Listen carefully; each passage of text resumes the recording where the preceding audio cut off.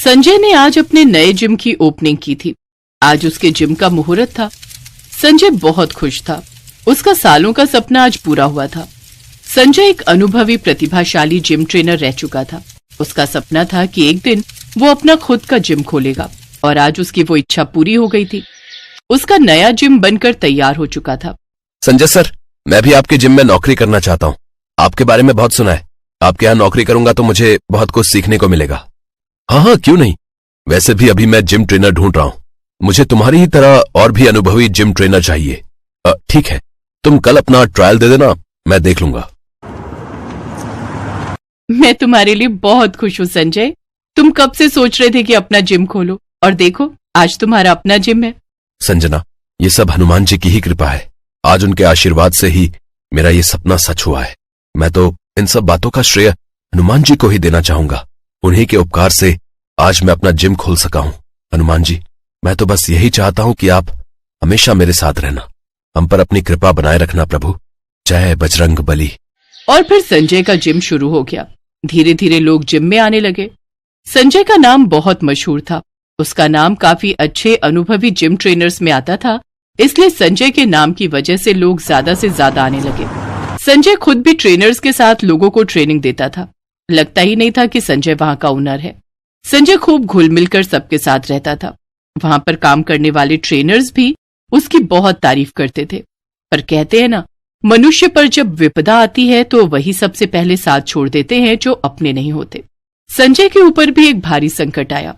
संजय का काम अच्छा खासा चल रहा था, पर अचानक एक दिन संजय जिम की एक मशीन लेकर जब लौट रहा था तो उसकी कार का एक्सीडेंट हो गया, जिसमें संजय की बॉडी पर बहुत चोटें आईं। डॉक्टर ने उसका ऑपरेशन करके उसकी जान तो बचा ली, पर संजय को ठीक होने में अभी कई महीने लग सकते थे।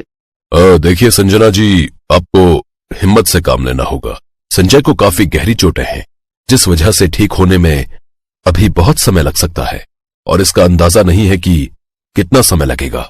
संजना की आंखों में आंसू आ जाते हैं। जिस संजय को वो चुस्ती फुर्ती के साथ भागते दौड़ते देखती थी, आज वो संजय बिस्तर पर चोटिल हालत में लेटा हुआ था। संजय के एक्सीडेंट की बात हर तरफ फैल गई। अरे बेकार हो गया यार ये जिम। जब से संजय सर ने आना छोड़ दिया है, ट्रेनर कुछ करवाते ही नहीं है। जब देखो गप्पे मारते रहते हैं। हाँ यार, सही कह रहा तू। या फिर जब जाओ तो पर्सनल ट्रेनर छुट्टी पर होता है। मेरा तो अब इस जिम में ट्रेनिंग लेने का मन ही नहीं है। एक्सरसाइज करने का बिल्कुल मन ही नहीं करता। बहुत गंदा जिम हो गया है। जहां देखो फैलावा रहता है। मैं तो पैसे वापस मांग लूंगा। संजय को हॉस्पिटल से छुट्टी मिल गई और वो घर आ गया। संजय की चोटों को ठीक होने में अभी बहुत समय था। ट्रेनर्स की लापरवाही की वजह से कस्टमर बहुत निराश थे। वो अपने पिछले पैसे वापस मांगकर जिम छोड़ना चाहते थे। ट्रेनर्स संजय से सारी बात कहते हैं। संजय के पास जो भी पैसे जुड़े हुए थे, उन्होंने ट्रेनर्स की सैलरी और कस्टमर के पैसे वापस लौटाने में ही दे दिए। पूरी तरह से संजय का जिम खत्म हो चुका था। जिम पर ताला लग चुका था।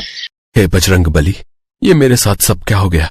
मैंने क्या क्या सोचा था, सब कुछ खत्म हो गया। आप तो संकट हरने वाले हो।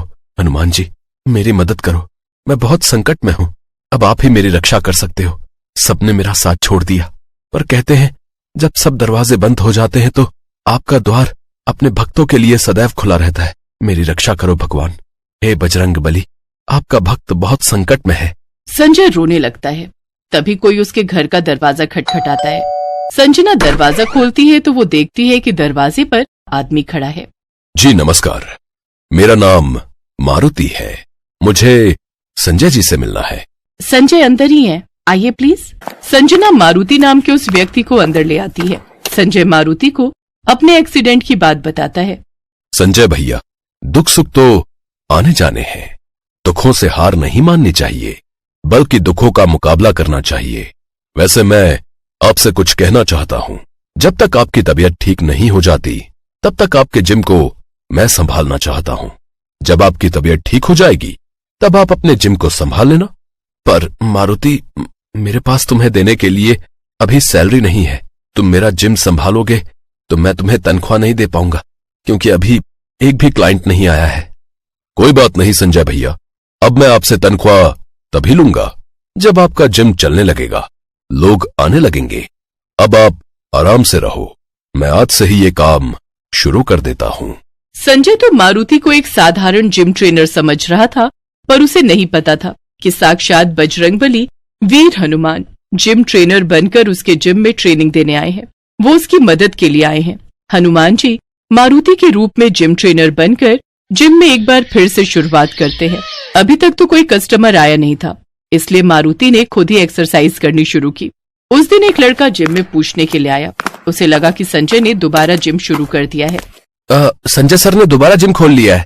संजय भैया अभी कुछ दिनों बाद आएंगे, तब तक मैं जिम का ट्रेनर हूँ। इस जिम को मैं संभालूंगा। आपको सीखना है तो मुझसे सीख लो।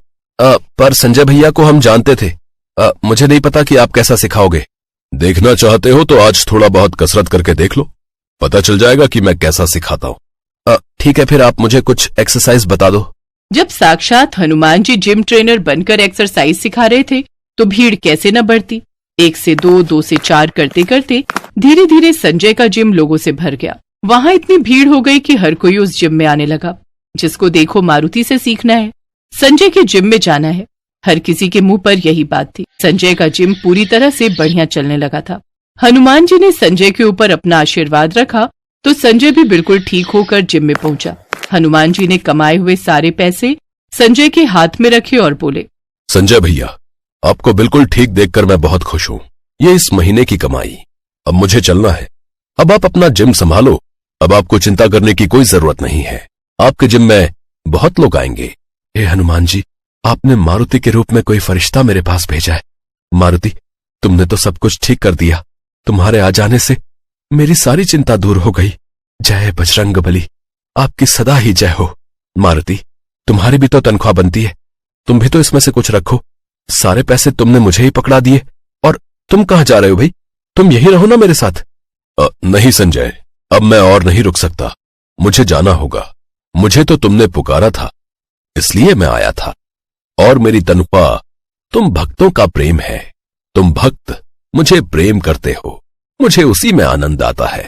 संजय देखता है मारुति के आसपास एक रोशनी की किरण बन जाती है। संजय को मारुति में साक्षात हनुमान जी के दर्शन होते हैं और हनुमान जी अंतर्ध्यान हो जाते हैं। संजय की आंखों में आंसू थे क्योंकि वो जानता था कि स्वयं हनुमान जी उसकी मदद को आ गए और आज उन्हीं के आशीर्वाद से उसके जीवन के सारे संकट दूर हो गए।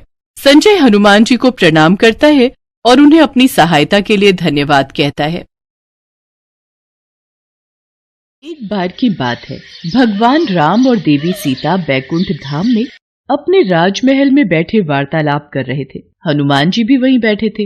वार्तालाप के बीच में माँ सीता भगवान राम से बोली, प्रभु, बहुत समय से धरती का चित्रण नहीं देखा। पृथ्वीवासी सब प्रकार से कुशल मंगल तो है ना? मैं सोच रही थी एक बार धरती का चित्रण मेरे समक्ष अंकित कर देते तो मैं धरती वासियों का हालचाल जान लेती। देवी सीता, आपको चिंतित होने की आवश्यकता नहीं है। मैं अभी आपको धरती का चित्र दिखाता हूँ। भगवान राम ने हवा में हाथ उठाया और धरती का चित्रण उनके समक्ष आ गया। धरती पर मनुष्य, जीव जंतु सब दिखाई देने लगे। उन्हीं के बीच हनुमान जी की नजर राम मंदिर में बैठे एक पंडित पर गई।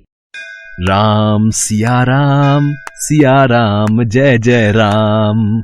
राम सिया राम, सिया राम जय जय राम। हे प्रभु, हनुमान जयंती उत्सव आने वाला है। इस बार भक्तों का चढ़ावा आ जाए तो मुखिया जी मुझे अच्छे पैसे दे देंगे, वरना भक्तों का चढ़ावा कम आता है तो मुखिया जी भी पैसे देने में बहाना करते हैं। किस सोच में डूबे हो पंडित जी? क्या विचार किया है? हनुमान जयंती पर ऐसा क्या प्रस्तुत करोगे ताकि भक्तों की भीड़ लगी रहे? देखो पंडित जी, अब ये कथा कीर्तन सुनने कोई नहीं आता। 1-2 भक्तों से कितना चढ़ावा इकट्ठा हो जाएगा ये आप भी जानते हो। और अगर इस हनुमान जयंती पर ज्यादा चढ़ावा नहीं आया तो फिर मुझे कुछ और ही सोचना होगा। वैसे भी आपकी उम्र हो चली है, अब आप राम मंदिर की जिम्मेदारी नहीं संभाल पाओगे। मुखिया जी, ऐसा न कहिए। गांव में राम मंदिर की पूजा करते हुए मुझे कई वर्ष बीत गए हैं और इसी मंदिर के कार्यभार के सहारे मेरा परिवार चलता है। लक्ष्मी बिटिया की शादी की बात पक्की कर दी है। अचानक ये मंदिर का कार्य छूट गया तो लक्ष्मी की शादी कैसे कर पाऊंगा? ठीक है, फिर हनुमान जयंती उत्सव आने तक ऐसी रौनक लगाना कि भक्तों की भीड़ दिन रात राम मंदिर में आती रहे। मंदिर में हनुमान जी की सोने की मूर्ति लगवानी है। इसके अलावा जितना चढ़ावा आएगा कार्य उतनी जल्दी संपन्न होगा। हे बजरंगबली, अब मैं क्या करूं कि राम मंदिर में भक्तों की भारी भीड़ उमड़ पड़े। हनुमान जयंती को तो अब आप ही कुछ कीजिए, मेरी सहायता कीजिए बजरंगबली। प्रभु, मुझे लगता है पुत्र हनुमान को सहायता के लिए जाना चाहिए। सीते, हम भी हनुमान को यही कहने वाले थे। पवन पुत्र, तुम इसी समय धरती लोक पर जाओ और पंडित जी की सहायता करो। उन्होंने तुम्हें सच्चे हृदय से पुकारा है। ठीक है प्रभु, मैं इसी समय धरती लोक पर पहुंच जाता हूँ। हनुमान, तुम्हें साधारण मनुष्य की भांति ही पंडित जी की सहायता करनी होगी और आवश्यकता पड़ने पर ही अपनी शक्तियों का उपयोग करना। श्री राम और माता सीता की आज्ञा पाकर हनुमान जी मनुष्य रूप में धरती लोक में पंडित जी के पास पहुंचे। जय श्री राम पंडित जी, मैं बड़ी दूर से आया हूँ। क्या कोई काम मिलेगा? आपकी अति कृपा होगी। काम? इस मंदिर में तुम्हें काम तो दे दूं, पर मेरे पास इतनी धनराशि नहीं कि तुम्हें तनख्वाह दे सकूं। पंडित जी, काम के बदले में आप मुझे रोजाना मंदिर के चढ़ावे के फल खाने को दे दिया करना। मेरे लिए वही काफी है। इसे काम पर रख लेता हूँ। मंदिर के कार्य में मेरी सहायता करेगा तो मुझे भी सहारा मिलेगा। अब ठीक है, तुम आज से ही मंदिर की साफ सफाई और पूजा की व्यवस्था का कार्य कर दिया करना। हनुमान जी मंदिर का सारा कार्यभार संभालने लगे। पंडित जी बदले में हनुमान जी को भगवान राम के प्रसाद में चढ़े फल खाने को दे दिया करते। हनुमान जी के आ जाने से पंडित जी को भी सहारा हो गया था। एक सुबह जब पंडित जी कथा कर रहे थे, हनुमान जी अपने असली रूप में आ जाते हैं और मंदिर में भजन गाते हुए नृत्य करने लगते हैं। आते जाते भक्तों की भीड़ लगनी शुरू हो जाती है। भक्त मंदिर में चढ़ावा चढ़ाकर और आशीर्वाद लेकर हनुमान जी के भजन और कीर्तन नृत्य का आनंद ले रहे थे। ये सदानंद बजरंग बली की वेशभूषा पहनकर कितनी सुंदर झांकी प्रस्तुत कर रहा है। भक्त भी सदानंद को हनुमान जी के रूप में देखकर खुश हो रहे हैं। अब तो हनुमान जी पंडित जी के साथ मंदिर में अपने असली रूप में भजन कीर्तन करते और भक्त झांकी को देखकर खूब आनंद लेते। धीरे धीरे मंदिर में भक्तों की भीड़ लगने लगी और हनुमान जयंती उत्सव आते तक मंदिर में बहुत मात्रा में चढ़ावा आ गया। अरे वाह पंडित जी, इस बार तो कमाल हो गया। इस बार तो मंदिर में अच्छा चढ़ावा चढ़ा है। अब मंदिर की मूर्ति की स्थापना भी हो जाएगी। मुखिया जी, ये सब कार्य सदानंद के कारण परिपूर्ण हुआ। सदानंद ने हनुमान जी की वेशभूषा पहनकर मंदिर में बहुत ही सुंदर नृत्य और भजनों से भक्तों के बीच रौनक लगाई। फिर तो बहुत अच्छी बात है सदानंद। इस हनुमान जयंती पर महाकीर्तन में ऐसी ही वेशभूषा में कार्यक्रम प्रस्तुत करना। हनुमान जयंती उत्सव का दिन आ गया। हनुमान जी खूब नृत्य कर रहे थे। तभी आओ वीर सिंह, सुमित्रा, अच्छा हुआ आज तुमने वीर सिंह को भी उत्सव का न्योता दे दिया। पंडित जी, ये मेरा साला है। हनुमान जी की सोने की मूर्ति स्थापना में आज इसके भी शुभ हाथ लग जाएंगे। जीजा जी, हनुमान मूर्ति तो काफी भारी बनवाई है, बड़ी महंगी रही होगी। साले साहब, ये मूर्ति मंदिर के चढ़ावे में आए पैसों से बनी है। ये मंदिर की अमानत है, काफी पहुंचे हुए सुनार ने बनाई है। आओ स्थापना करते हैं। राम मंदिर में हनुमान जी की सोने की मूर्ति स्थापित हो जाती है और खूब धूमधाम से हनुमान जयंती का उत्सव होता है। पर अगले दिन, हे राम, हनुमान जी की मूर्ति कहाँ गई? मंदिर से मूर्ति चोरी हो गई। जीजा जी, हो ना हो, यह हनुमान जी की सोने की मूर्ति पंडित जी ने ही चुराई है और उनकी बेटी का ब्याह है और उन्हें पैसों की जरूरत है। तुम ठीक कह रहे हो वीर सिंह। पंडित जी को जब पुलिस पकड़ कर ले जाएगी तभी वो सच बोलेंगे। ऐसे उनके मुंह से सच नहीं निकलेगा। पुलिस को बुलाओ, पंडित को गिरफ्तार करेगी। इंस्पेक्टर साहब, असली चोर पंडित जी नहीं, मैंने ही मंदिर से मूर्ति चोरी की है। आप मुझे गिरफ्तार कीजिए, पंडित जी को नहीं। अरे सदानंद, तू ये क्या कह रहा है? तू ये सब क्यों कह रहा है? तू ये सब क्यों कर रहा है? इस चोर ने अपना गुनाह खुद ही कबूल कर लिया है। अरे गिरफ्तार कर लो इसे।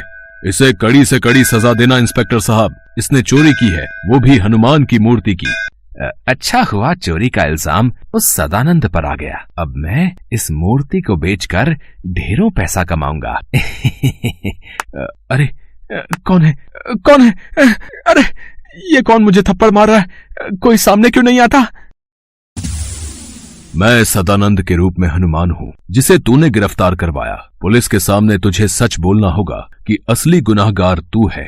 तूने मूर्ति चुराई है और तू उसे बेचने वाला है।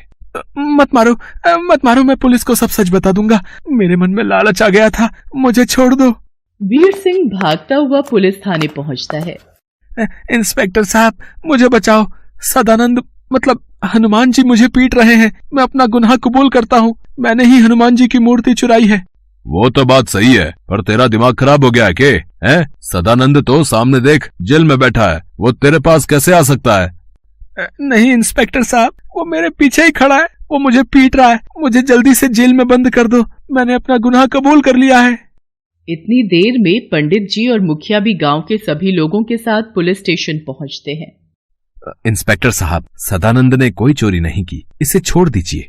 वीर सिंह अपना गुनाह कबूल कर लेता है। सदानंद यानी हनुमान जी को पुलिस छोड़ देती है। तभी वहां भगवान राम और माता सीता प्रकट होते हैं। हनुमान, अब तुम अपने असली रूप में आओ और अपने भक्तों को दर्शन दो। जो आज्ञा प्रभु। जय श्री राम। सदानंद, साक्षात हनुमान। हे बजरंग बली, आप मेरे साथ इतने दिन तक रहे और मैं आपको पहचान नहीं सका। आपने मेरी इतनी सहायता की। पंडित जी, जहाँ भगवान राम की कथा होती है वहाँ हनुमान जरूर होते हैं। आपने मुझे सच्चे हृदय से याद किया था तो भला मैं कैसे न आता। देखना, अब आपके जीवन के सारे दुख दूर हो जाएंगे। पंडित जी की आंखों में आंसू आ जाते हैं। पंडित जी और मुखिया जी समेत सभी गांव वाले हनुमान जी को सिर झुकाकर प्रणाम करते हैं। उस दिन के बाद मुखिया पंडित जी को कभी भी मंदिर से जाने के लिए नहीं कहता। हनुमान जी की कृपा से पंडित जी के जीवन में खुशियां आ जाती हैं और वो अपनी बेटी लक्ष्मी की शादी धूमधाम से कर देते हैं।